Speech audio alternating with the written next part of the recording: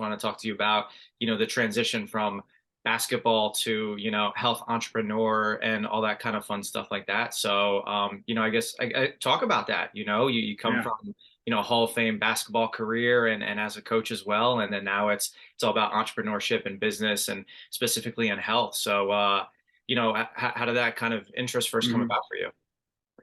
To be clear, my partner and I had conceived and kind of co-founded the business before I started coaching. Obviously, when they knocked on my door and asked if I was willing and able to coach, that was an unpredictable and kind of unexpected turn. And,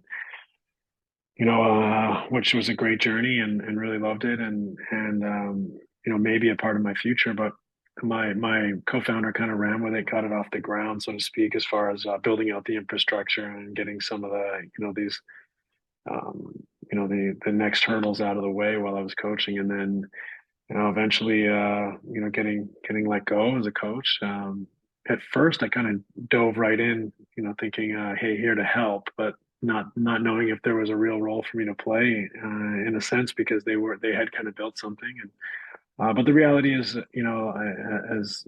many people have experienced, startups, kind of need all the help and hustle that they can get. And so, really, I just kind of buried myself in the company and found that it was really energizing, and it was a kind of a distraction in some sense uh, from finishing my coaching position. And in the last 6 months, we've really taken a number of huge steps. So it's been extremely kind of rewarding as well as energizing. I love that. But even before, the company, you've had different investments and ventures and opportunities and stuff like that, whether it was during playing or during coaching. So where did that, initial interest come from? That it wasn't just Mm. like, hey, I've made a really good salary, Yeah. in the NBA. I'm set for the rest of my life. Was that kind of, motivation and knowing that, hey, I do Mhm. have the rest of my life after my coaching career to figure out what to do? Yeah, I think that's a fair summation. I think we play even what seemed like a long time playing till I'm 40, but you still have a long life after that. I think I also have a lot of interests, and I think that's kind of always been my kind of compass when it comes to business or investing or entrepreneurship is things that I'm passionate about. So getting involved with the Vancouver Whitecaps or Real Mallorca, two soccer clubs that obviously I'm passionate about the game of soccer and I've become a part of their ownership groups, or like block training. I'm incredibly passionate about seeing people healthy, fit, being active, making an improvement in their life and continuing to improve their quality of life. So that's the genesis of this business, and that's the mission really, is for people to use movement training to enhance their lifespan, and or sorry, using movement training to extend their health span, but to move better, feel better, live better. That's really the bottom line. Now, trying to get people to understand that they can make a change, that they can create a healthy habit, that they can impact their health span. That's part of the information that we need to get out there. But that's the stuff that inspires me. Seeing people make a change and make a healthy difference and add quality years to their life. I love that. And I was gonna say, as a professional, former professional player, like obviously health and fitness, mentally, physically, and emotionally were so important for you. So how important is that kind of making it more available to average Joes such as myself, where maybe it's like Mm-hmm. I'm sitting in front of a computer all day, every day, and don't really get to the Mm-hmm. gym or go for a run, which I'm totally calling myself out on right now. Well, I mean, that's exactly it. I think what we've tried to fight against is as a former professional athlete, adding another barrier to people. We don't want to look and see a professional athlete and his training methodology and think, oh, that's for athletes. Okay, great, cool. Not, that's not for me or my category, and that's couldn't be farther from the truth. It's the principles I learned through movement training during my career that helped me play till I was 40. They are principles that everybody can benefit from. The principles of movement being mobility, stability, balance, coordination. Those are just fundamental to longevity and health span. And I think they're the foundation of people feeling better, then having the momentum to want to be more active, then being able to be more active and not get injured, and then your quality of life kind of gains momentum, and you can make a lot of kind of pivotal changes to, like we all keep saying, the length of your health span, adding decades of good years to your life rather than years or months.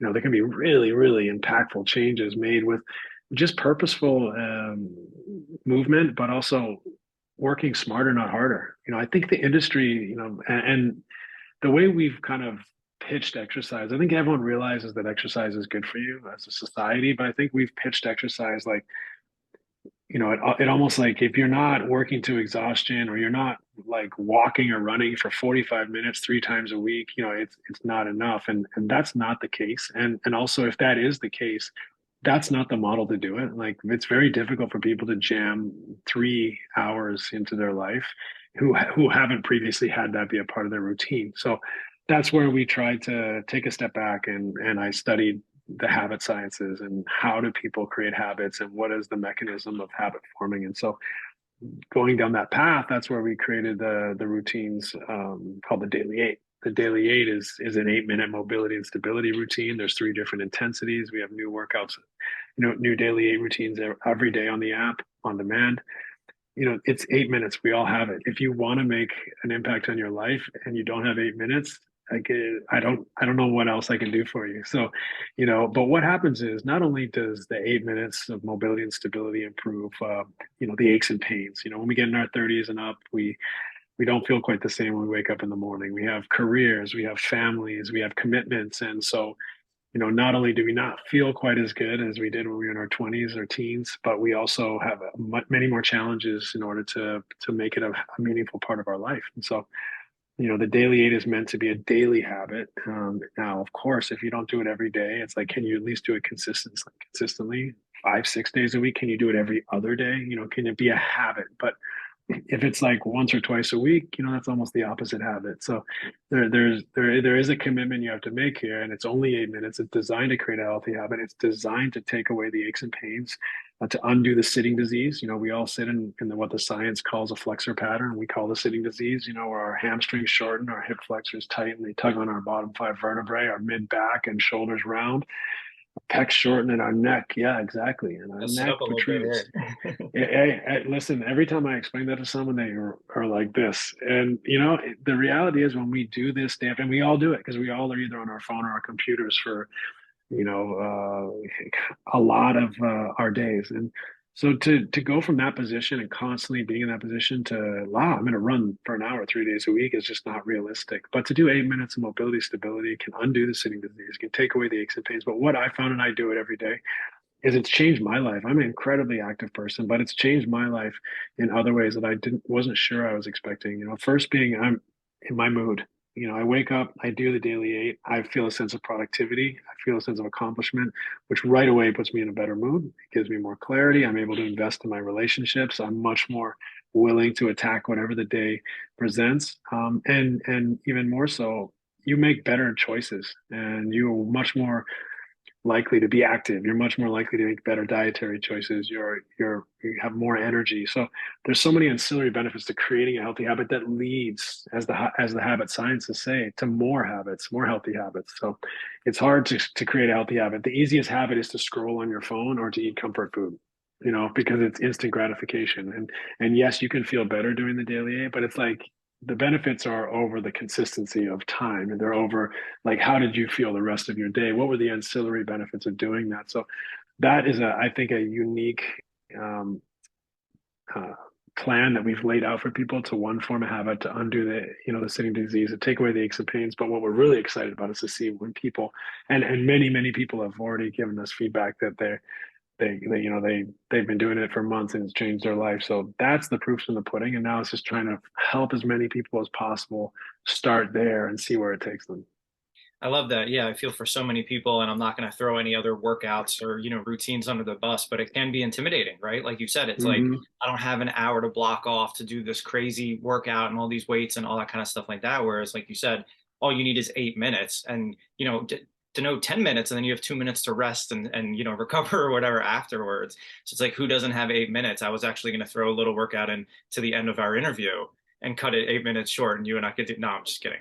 Um, Feel free. That'd be a healthy choice. So yeah, right, exactly.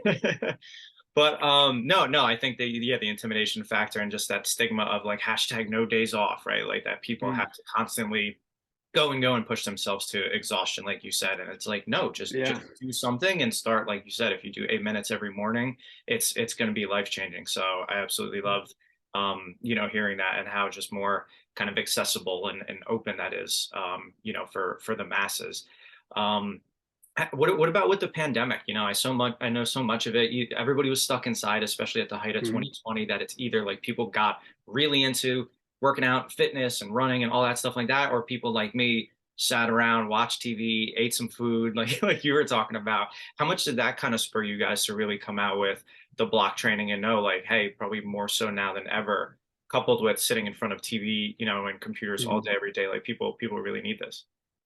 Yeah, like everyone has sort of different needs and behavior patterns, like eh, this is a tool that people can use, especially the daily eight. They can augment everything else you're doing. And our workouts, our 30 and 50-minute workout has three intensities, and it's the methodology and the sequence of the blocks. That's where the name block training comes from: mobility, activation, which is stability, power. So just moving things fast. We might use a pair of dumbbells, but it might be body weight, so minimal equipment, to a typical strength block, to a cardio block, and then a breathing block at the end to take you from parasympathetic sympathetic state and back into your day.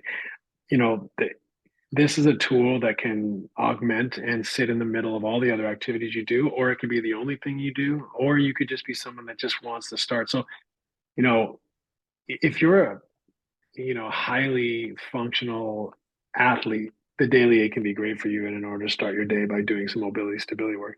If you're somebody that's been sedentary for 10 years and is, like you said, intimidated or feels a lack of accessibility to all the offerings out there, this is a great place to start. Just start movement in your life. And there's a way you can grow with the app, or it could lead you to doing other things and incorporating other activities in your life, whether it's walking, running, group fitness classes, high intensity stuff. But what I do want to provide is one, a smarter methodology. For anyone, if you're really active or you're not, you still have miles on your body, whether it's from high intensity workouts, which are high impact, they take a toll on you, or it's from sitting and not having an active lifestyle. There has to be some fundamentals of movement in there, and those are mobility, stability, balance, coordination, like I said, that are going to prep you or set the table for you to continue to grow or increase your activity. And so that is important, whether you're on the daily eight tab, whether you're on our 30 or 50-minute workout, or you're doing sport prep and recover, which is our third tab. And we're also really excited about the product roadmap, continuing to iterate and continuing to be more functional and improve our tech, making it more personal all the time, more choice. Soon we'll be releasing a really bespoke onboarding process. We'll be incorporating streaks. We're incorporating community, accountability opportunities, stuff like that with friends and family. So we're really excited about where we're taking this. But fundamentally, again, our mission is for everyone to move better, feel better, and live better. I'm trying to give them the path to doing so, starting with that mobility stability foundation. I love that. I love that. Yeah, just hearing all this, it makes me want to go, immediately after this, like I said, and go do something. At least it's nice outside. I got to go for a walk or something. At least. So, That's what I want to hear. That's what I yeah, want to hear. I love it. perfect. Let's do it. Let's do it. We talked about block training a lot, but going back kind of more high level to, some of the other, you mentioned the Whitecaps and Mallorca and some of the other Mm-hmm. investments and business opportunities you have. Like, what sort of things do you look for, when it comes to, hey, Mm-hmm. I want to invest in this, or I want my name to be a part of this? Is it things in certain areas, that check certain buckets for you? Like, take me Yeah. through the process of, if I want to be involved with something, like, Mm-hmm. what does it have to do for you, in order to put your money and name behind it? Yeah, my lens is really, is it something I'm passionate about? It's not even for me like, how can I make the most money? To me, it's like, what am I passionate about? Because that'll be lasting, and that also kind of mitigates the risk because you're involved in something that you really love and want to support or want to drive or whatever the involvement or engagement may be. But if you're passionate about it, it's much harder to lose. It's if you lose, it was something that you really believed in and were passionate about, not just as something that I was trying to grow my portfolio. And so that's kind of the lens that I approach these things with. I have the opportunity and access to different things that are unique, and but I try to make sure that it's 99% of the time something that I just have a passion for and I want to see win and succeed. And whether that's in professional soccer or the health and wellness space, or different products out there that kind of resonate with me. That's my North Star as far as getting involved as an entrepreneur or an investor. That's great. What's maybe skills or connections, traits, learnings, anything like that from your playing and coaching days have kind of helped you in this transition into, Steve Nash, the entrepreneur and investor and business person? Well, I do think there's plenty of carryover into all kind of areas or parts of my life. I think one, your values as a human being are so transferable in everything you do, and if you have a system of values, the way you like to behave, communicate, and treat people, and approach the things you're involved in, that's a really helpful kind of foundation to live your life around, and that's really important to me. I always try to be kind to people, be empathetic and compassionate to other people, and connect people, and be as unselfish as I can, be as um, you know see things from a 360 view rather than through a tunnel vision, and having to continue to impart those values before it's a game of wins and losses. It's kind of the way I want to represent or spend my days. And so getting to know people, getting to be a part of a team, hopefully showing great leadership qualities of understanding and connecting with people, like that to me is foundational to the way I want to live. And no matter what I spend my energy doing, that's where I start. And then from there, those values can kind of transition into more strategic elements of the business. But it's not for me. I can add creativity or business acumen or this or that. It starts with like being human and connecting with people that you want to spend time with and that you want to help or that you want to work with, and then growing from there. So that's kind of the way I try to approach everything I do in my life is through a value system that keeps me consistent, keeps me happy, keeps me feeling a sense of um, you know I guess the in many sense it's a form of commitment to something that is bigger than whatever the trade, whatever the exercise is that day. Whether I'm have a meeting for something outside of block, or whether I'm in the office with block 5 days a week. It's the same set of behaviors that I want to compart every day. Yeah, and again, like you said, if it isn't something you're passionate about or can have those kind of human connections, why even do it? Like you're not That's doing right. it just to try to make a quick buck or anything like that. So it's, I definitely get that, and I appreciate that too, because I know there's a lot of other people who are like, I just want to make as much money as possible, get out and move on to the next thing, which obviously Right. that's not the case here. We touched on soccer a little bit. You got a Hall of Fame basketball career. You're a pretty good soccer player as well, and I know it's something you're very passionate. You mentioned the Whitecaps and Mallorca, and soccer is growing so much in the United States and Canada. Both the men's team, all three of U.S., Mexico, and Canada were at the World Cup. Just talk about how excited you are, for the World Cup to come over here in 26, and just what it means to help boost the sport that I know you're passionate about. I'm passionate about as well. Coming to our continent. Yeah, I mean, it's. I think you said it. It's an incredibly exciting time right now for the game. The three North American countries going to the World Cup. Three playing really well and competitively, and also having a lot of youth. So the future is bright in the region, especially for someone like Canada who's emerging into that group with the U.S. and Mexico. That's extremely exciting.